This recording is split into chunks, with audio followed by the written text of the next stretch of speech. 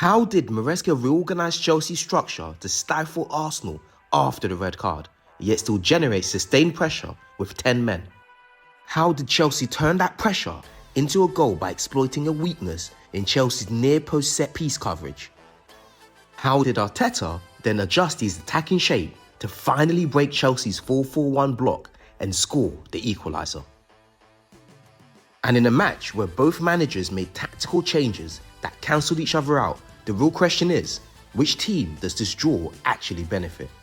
Let's break down these key tactical questions with Football Manager Insider. Arsenal began the game out of possession in a very aggressive 4-4-2 high press, with Eze and Merino leading the line. This wasn't just a forward press, it was a structural trap designed to force Chelsea away from Enzo Maresca's preferred short build-up.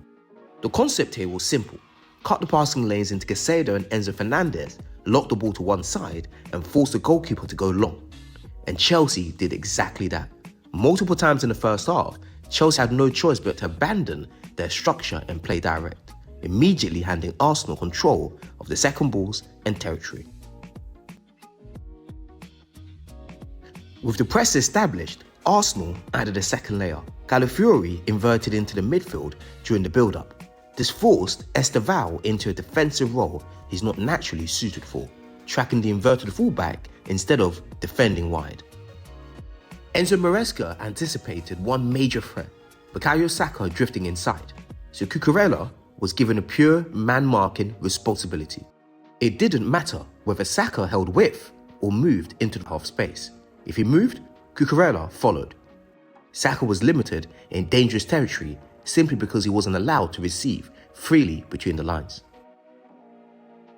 To fix the build-up, Maresca adjusted. Reece James dropped between Fofana and Chalobah, forming a back three. This instantly created a 3-2 overload against Arsenal's first-line press. For a short spell, Chelsea finally gained control. This was one of the cleanest tactical solutions of the half, using James to tilt the shape and create a numerical advantage in the first phase. When Arsenal built from deep, Chelsea responded with their own high man-to-man high press, trying to win possession high. It was a brave idea, but it required perfect timing. When the timing was right, it worked. Then the match took a drastic turn. Caicedo's rash challenge created a red card, and with 10 men, Chelsea could no longer engage in high presses. After the red card, Chelsea consistently settled into a compact 4-4-1 mid-block. The aim was simple: protect central spaces, force Arsenal to circulate wide. The most fascinating moment of the match is Chelsea's goal. With 10 men, set pieces become your most attacking weapon. So Chelsea ran a deceptive routine. Cucurella moved toward the corner taker as if to receive a short pass, which forced Arsenal's near-post marker to step out. But instead of continuing towards the ball, Cucurella suddenly retreated, leaving Arsenal momentarily disorganised. Chalobah used that split second to dart into the near-post zone. The delivery was flat, the run was well-timed, and the flick-on went across the face of the goal into the far corner. This wasn't luck, it was a small, well-designed set-piece routine aimed at exploiting Arsenal's shifting near-post responsibility.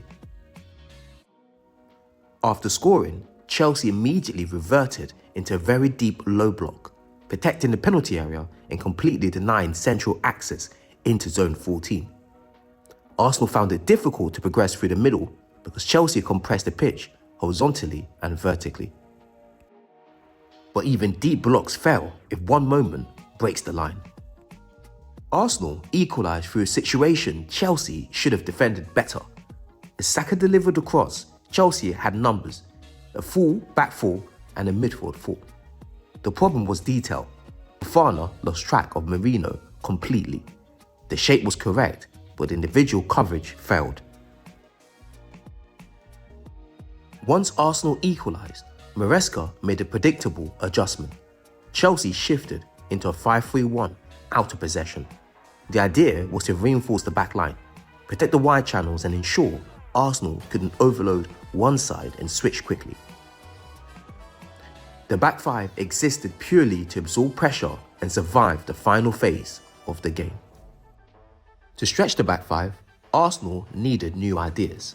This is why Miles Lewis-Skelly began inverting extremely high, sometimes almost alongside the striker. This wasn't random, it was about creating a spare man inside Chelsea's block. With Chelsea committing 5 defenders in the last line, Arsenal needed someone to overload the central channel and connect combinations. Arteta then added another adjustment. Saka temporarily moved from the right to the left. The switch-up was designed to disrupt Chelsea's man orientations and drag Cucurella out of his comfortable matchup. These late tactical tweaks didn't produce a winner, but they showed Arsenal's intention. And if you want more tactical breakdowns like this every week, including Premier League, Champions League, and the biggest fixtures, make sure to subscribe. New analysis drops next week, and you'll definitely don't want to miss it. Until next time, stay sharp, stay tactical.